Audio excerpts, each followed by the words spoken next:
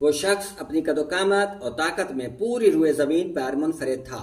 تاریخ میں وہ اوج بن انق کے نام سے جانا جاتا ہے۔ یہ شخص اتنا لمبا اور دیوقامت تھا کہ سمندر میں چلتا تو ڈوبتا نہ تھا۔ پہاڑ اس کے سامنے چھوٹے چھوٹے ٹیلے معلوم ہوتے تھے۔ اس کی اونچائی اور طاقت اتنی زیادہ تھی کہ لوگ اس کے سامنے کیڑے مکوڑے دکھائی دیتے تھے۔ وہ بادلوں سے بھی اونچا تھا۔ جب اسے پیاس لگتی تو بادلوں سے پانی پی لیتا تھا۔ بسم اللہ الرحمن الرحیم۔ اللہ تبارک و تعالیٰ کے نام سے شروع جو بڑا مہربان اور نہایت رحم کرنے والا ہے۔ فاروق ہسٹوریکل وائس میں تمام دوستوں کو خلوص بھرا سلام۔ میں ہوں فاروق احمد اور آپ دیکھ رہے ہیں فاروق ہسٹوریکل وائس چینل۔ آج کی اس ویڈیو کا موضوع ہے اوج بن انق۔ اوج بن انق کون تھا؟ یہ کس نبی کی امت میں سے تھا؟ اس کی عمر کتنی تھی؟ اس دیوہیکل شخص کو کس نے قتل کیا تھا؟ ان تمام سوالات کے جوابات قرآن و حدیث اور مستند تاریخی روایات کی روشنی میں دیے جائیں گے۔ آپ سے گزارش ہے کہ ہمارے اس چینل کو سبسکرائب کریں، لائک کریں اور شیئر کریں۔ ناظرین کرام، اللہ تبارک و تعالیٰ نے اس زمین پر 1,00,000 سے زیادہ پیغمبروں اور رسولوں کو بھیجا۔ ان کا سامنا فرعون اور نمرود جیسے سرکش لوگوں سے ہوا۔ اللہ رب العزت نے اپنے سچے پیغمبروں کو ان شیطان صفت لوگوں پر فتح نصیب فرمائی اور یہ ثابت کر دیا کہ اللہ رب العزت ہمیشہ سچے لوگوں کا حامی اور مددگار ہوتا ہے۔ اس ویڈیو میں ہم ایک ایسے شخص کا ذکر کرنے جا رہے ہیں جو اپنے قدوقامت اور طاقت کے لحاظ سے منفرد تھا۔ اس جیسا انسان اس دنیا نے دوبارہ نہیں دیکھا۔ تاریخ میں یہ شخص اوج بن انق کے نام سے مشہور ہے۔ یہ شخص اتنا لمبا اور طاقتور تھا کہ سمندر میں چلتا تو ڈوبتا نہ تھا۔ فرعون کے دریائے نیل میں غرق ہونے کے بعد جب بنی اسرائیل کی قوم کو اس کے ظلم و جبر سے نجات مل گئی تو اس کے کچھ عرصہ بعد اللہ تبارک و تعالیٰ نے حضرت موسیٰ علیہ السلام کو حکم دیا کہ ملک شام کی سرزمین سے ظالم و جابر لوگوں کو نکال دو اور اللہ کے دشمنوں سے جہاد کرو، اور اپنی قوم میں سے 12 افراد کو بنی اسرائیل کے 12 قبیلوں کے سردار مقرر کر دو۔ لیکن شرط یہ ہے کہ وہ دیانتدار ہوں۔ جو حکامات صادر کیے جائیں ان پر عمل درآمد کروانے کی ذمہ داری ان سرداروں کی ہو، تاکہ یہ سب لوگ اپنے سرداروں کے تابع رہیں اور اللہ کے حکام کی پابندی کرتے رہیں۔ چنانچہ حضرت موسیٰ علیہ السلام نے اپنی قوم کے 12 قبیلوں پر ان میں سے 12 افراد کو سردار مقرر کر دیا۔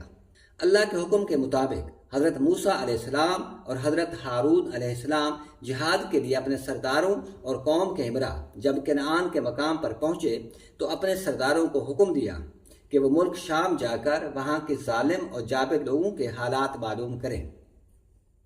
یہ لوگ وہاں کے حالات معلوم کرنے کے لیے پہنچ گئے۔ ان سرداروں نے دیکھا کہ وہاں کے لوگ بڑے بڑے اور لمبے قد والے ہیں اور بے انتہا طاقتور ہیں۔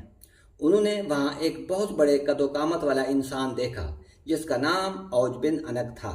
یہ شخص حضرت آدم علیہ السلام کے زمانے سے حضرت موسیٰ علیہ السلام کے زمانے تک زندہ رہا۔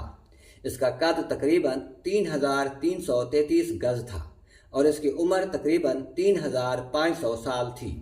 اس کی ماں کا نام صفورہ اور باپ کا نام انق تھا۔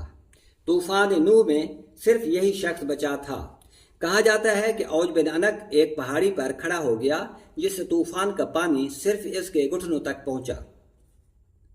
جب حضرت نوح علیہ السلام طوفان سے قبل کشتی تیار کر رہے تھے تو آپ علیہ السلام کو کشتی بنانے کے لیے ساگوان کی لکڑی کی ضرورت تھی، مگر دور سے لکڑی اٹھا کر لانا ممکن نہ تھا۔ لہذا اوج نے آپ علیہ السلام کی مدد کی۔ وہ ان لکڑیوں کو ملک شام سے اٹھا کر لایا۔ اللہ نے اس کے اس عمل سے خوش ہو کر طوفان میں غرق ہونے سے بچا لیا۔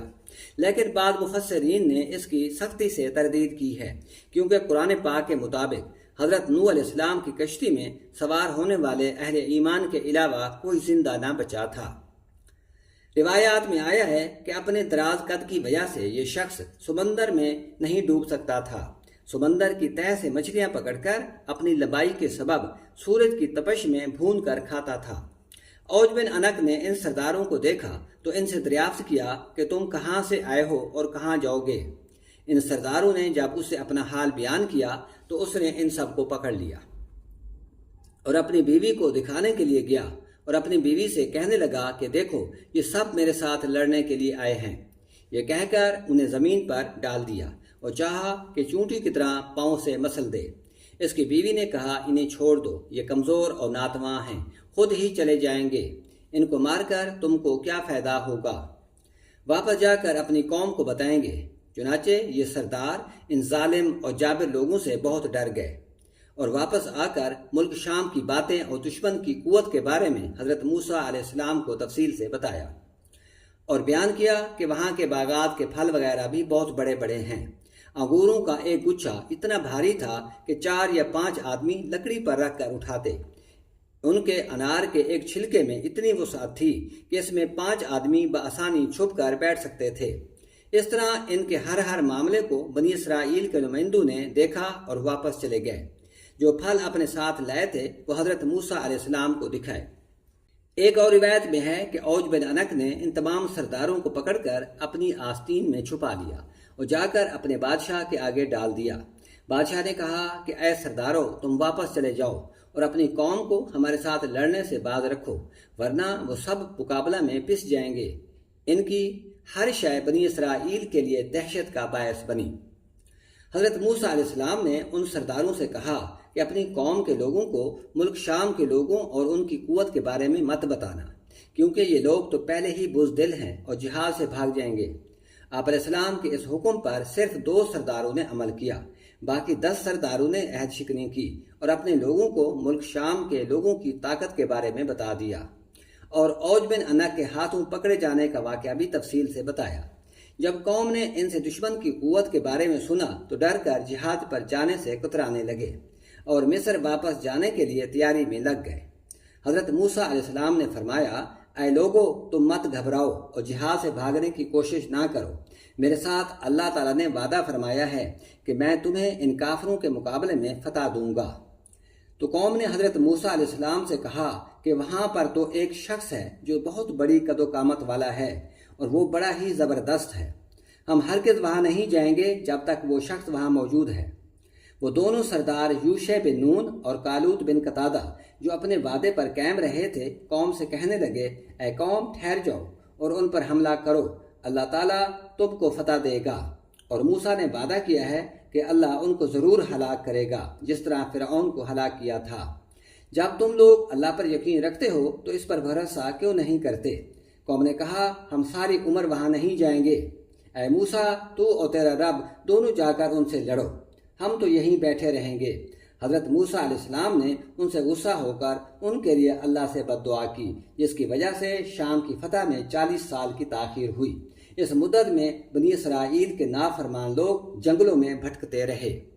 حضرت موسیٰ علیہ السلام اور حضرت ہارون علیہ السلام اپنا عصا ہاتھ میں لے کر ملک شام جہاد کے لیے روانہ ہوئے۔ ادھر جب رات ہوئی تو بنی اسرائیل نے واپس مصر جانے کا ارادہ کیا۔ تمام رات چلتے رہے، لیکن جب صبح ہوئی تو دیکھتے ہیں کہ جہاں سے روانہ ہوئے تھے وہاں پر موجود ہیں۔ وہ سمجھ گئے کہ حضرت موسیٰ کی بد دعا سے یہ حال ہوا ہے۔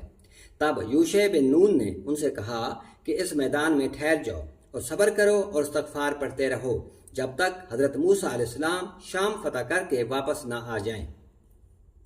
بنی اسرائیل کے 6 لاکھ افراد حضرت موسیٰ علیہ السلام کی بد دعا سے 40 سال تک اس میدان میں بھٹکتے رہے اور میدان سے باہر نہ نکل سکے۔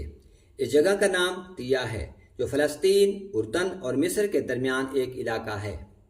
الغرض حضرت موسیٰ علیہ السلام جب اوج بن انک کے شہر کے قریب پہنچے تو لوگوں کی عجیب شکلیں دیکھی، لیکن اللہ کو یاد کر کے آگے بڑھتے رہے۔ جب اوج بن انک نے ان کو دیکھا تو چاہا کہ ان کو پکڑ کر چونٹی کی طرح مسل دے اور کہنے لگا کہ تو ہی بنی اسرائیل کا وہ سردار ہے جس نے فرعون کو اس کی قوم کے ساتھ دریائے نیل میں غرق کر دیا تھا۔ یہ کہہ کر اس نے حملہ کر دیا۔ حضرت موسیٰ علیہ السلام نے اس پر جوابی حملہ کیا۔ آپ علیہ السلام کا قد بھی 10 گز اونچا تھا۔ آپ کے عصا کی لمبائی 10 گز تھی۔ آپ نے 10 گز اچھل کر اپنا عصا اتنے زور سے اس کے ٹخنے پر مارا کہ وہ زمین پر گر گیا۔